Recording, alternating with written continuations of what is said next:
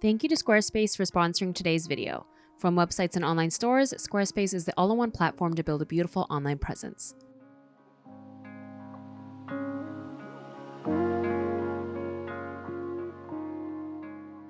Hello friends, I hope that you've been well.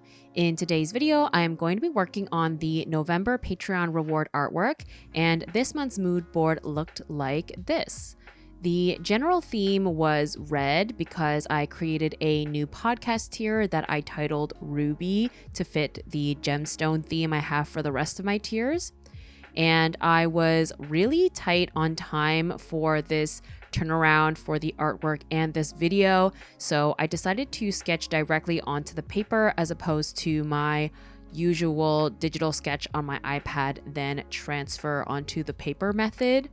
And thankfully, I did a little bit of warm-up sketching beforehand, so that I think I found that really helped in allowing me to sketch a little quicker. And I was feeling inspired by the mood board that I wanted to bust out my collection of Chiyogami paper that I haven't touched in quite a while. And because the theme was red, I sifted through looking for various red patterns that I thought would suit the illustration. And I am intending to use the paper for the character's clothes.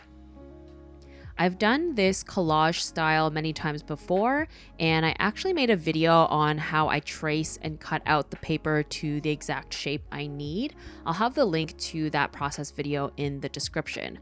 But with that video, I actually did this Chiyogami paper method with acrylic wash on wood panel. So it's like a very mixed media illustration that I definitely recommend checking out. However, for today, I decided to use my Gansai Tambi watercolors by Kuretake, and I also end up using a little bit of gouache as well, which you'll see later on in the process. But as usual, before I begin painting, I go ahead and finalize and darken the sketch with a Faber-Castell Polychromos color pencil. I really like these ones because they are oil-based, which means they don't budge when any wet media goes on top of them. So otherwise, I find that the erasable color pencil, it does sort of smudge and fade, and then I lose my sketch as I'm painting. So I really enjoy using a colored pencil that suits the overall color palette of the illustration for this part. As always, all of the art supplies used in this video will be listed in the description. But before we start painting, I wanted to take a moment to thank today's sponsor, Squarespace. In the past, I had a really hard time motivating myself to update my portfolio websites, but now with Squarespace, I'm able to add and change things really easily. As some of you might know, I decided to revive my old Tumblr, so I thought it would be fitting to include it with my other social media links here next to Instagram and my YouTube. So thankfully, it is super streamlined to do so. And I'm also very thankful that I can have my videos and Instagram feed directly on the platform as well, so that people can see my newest work, like my most recent vlog. So if you're interested in launching your own website, head over to squarespace.com for a free trial. And when you're ready to launch, go to squarespace.com/I'mAWonder for 10% off your first purchase of a website or domain.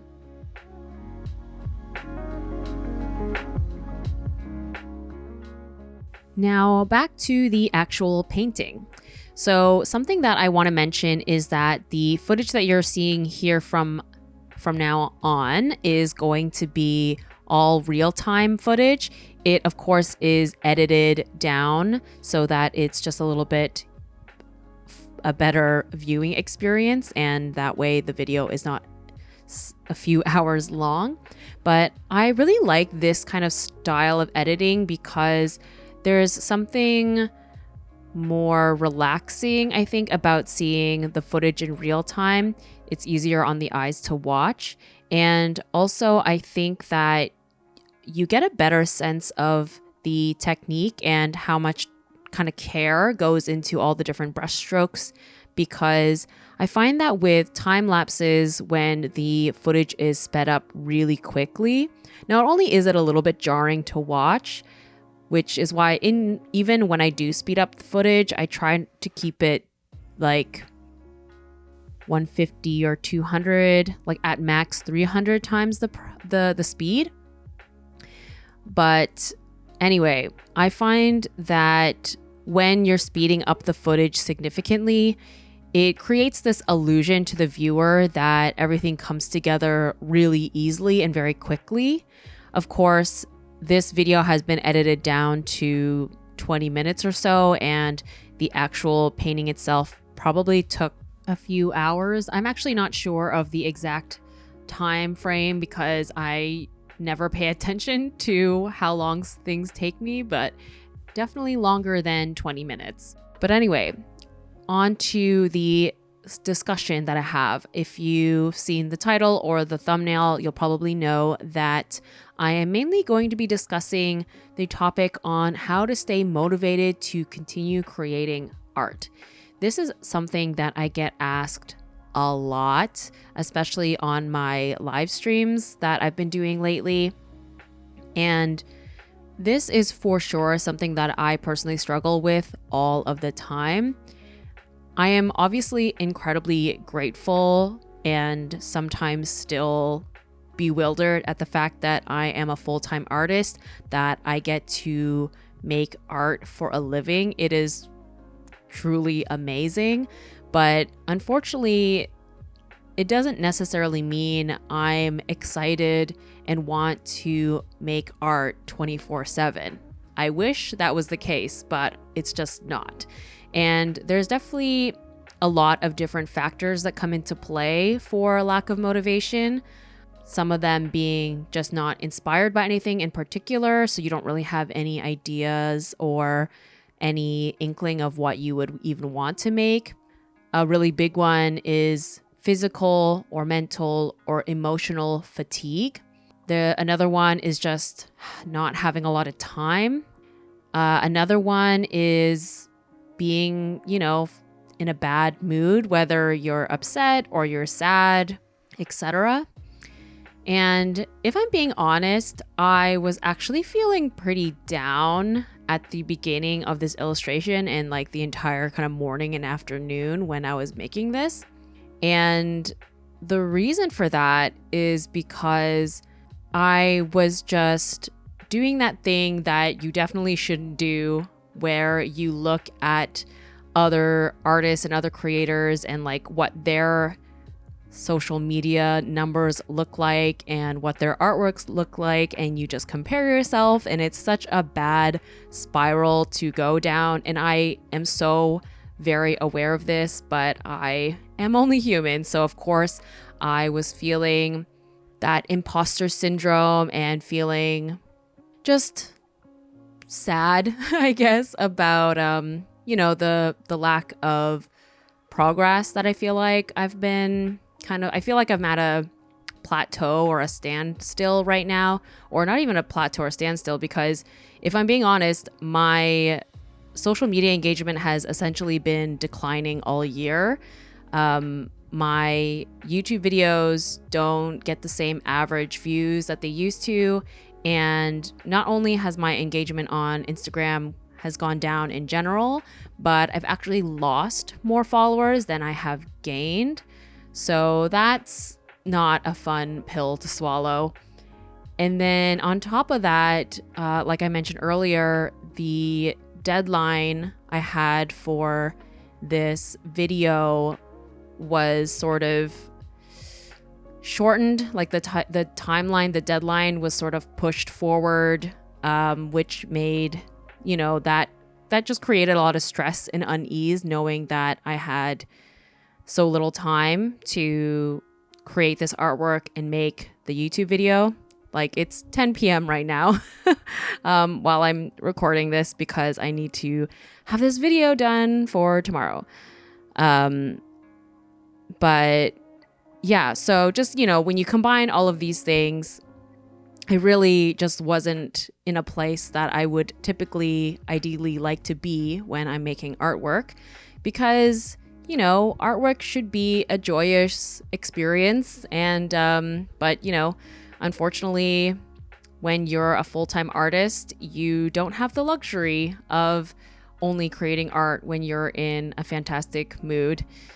And yeah, you can't just wait around for that burst of creative energy. So you just have to show up and force yourself to do the work that needs to be done.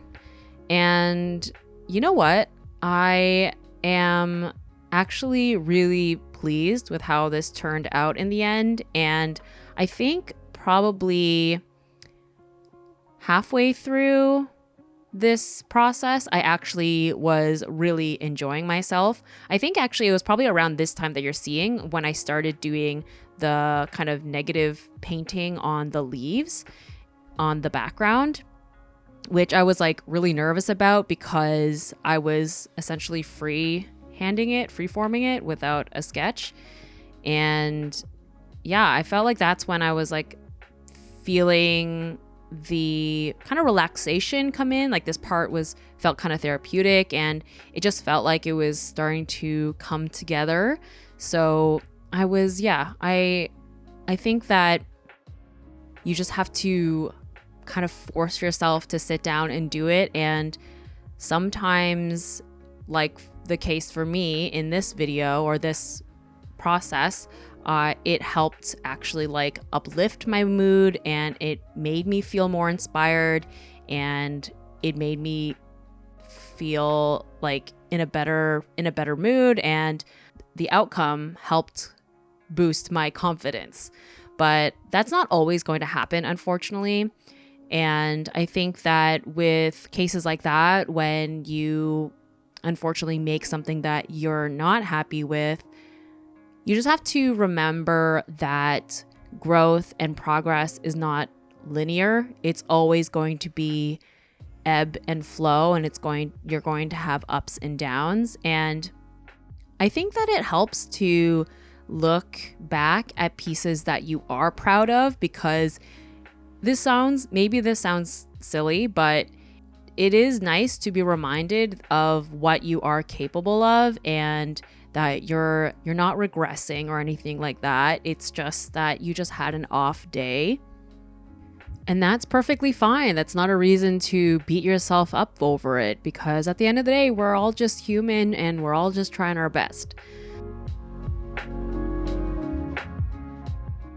So some of the ways to help get out of this rut, for one thing, for me, if I am struggling with inspiration, I have various Pinterest boards and folders on Instagram that I curate over time when I see something that catches my eye. That way I can refer back to them when I'm feeling uninspired. And another great option is just other forms of media that you find inspiration from, whether it be music, books, graphic novels, movies, TV shows, etc. As well as if media or pop culture isn't something that really sparks your interest art-wise, definitely getting out is a really good option too. Not only are you just seeing and being in a new environment, but also just getting your body moving can help as well. So you could, it could be as simple as just walking through your neighborhood, walking through a park. You could pop into a cafe, go to a museum, things like that. I think just getting out of your house and being and seeing new things is probably more beneficial than you might think. And believe me, I'm definitely somebody who struggles to find motivation to leave my apartment if I don't have a specific reason to. So just getting out and walking is definitely a great option. And then when you are tight on time to make art, remember that you don't have to make a masterpiece every time you sit down to draw. I'm definitely guilty of feeling the need to start and finish something in one sitting, even if it's just a really quick study in my sketchbook. But something that I need to come to terms with, and hopefully will help you as well, is that it can just be a quick doodle, or it can be half finished. It's not gonna go anywhere, so you can always come back to it. So for example, I had started a ballpoint pen sketch in the morning prior to working on this illustration to warm up, and it's only half done, which is fine. I'll just finish it later if I want to. And that's something that for some reason I just have a hard time grappling with, but I'm getting better at it, I think. And then when you're feeling down or you're not in a great mood, try to find ways to do little things that help uplift your mood. Obviously, it's not going to be night and day, but anything that can help ease your mood in any way. So for me, when I was working on this illustration, I'm pretty sure for the entire time, I just listened to probably the entire discography from 17, because currently that's just like my obsession, and they also bring me a lot of comfort. And in the past, when I've struggled with staying engaged due to boredom or feeling unfocused, I would put on a comfort movie or comfort TV show that I've seen many, many times before. It might sound counterintuitive to put on a visual piece of media to stay focused on a task like painting, but for me, I find that it actually prevents me from other distractions such as checking my phone or social media, which are very disruptive because my brain is being stimulated already from the TV show or movie while I'm also painting. So I'm less likely to feel the need for like stimulation from my phone or social media. And the key there especially is to pick something you're very familiar with, like that you've seen a million times, so you don't actually end up just watching it and getting distracted. And if you are the type of person who knows that regardless of how many times you've seen that TV show or movie, you're going to watch it anyway, an audiobook or podcast is a great alternative to avoid that risk altogether. And again, pick something that will help your mood as opposed to something that will kind of aggravate or just put you in a place where it'll like make your mood worse or create, worse mood altogether.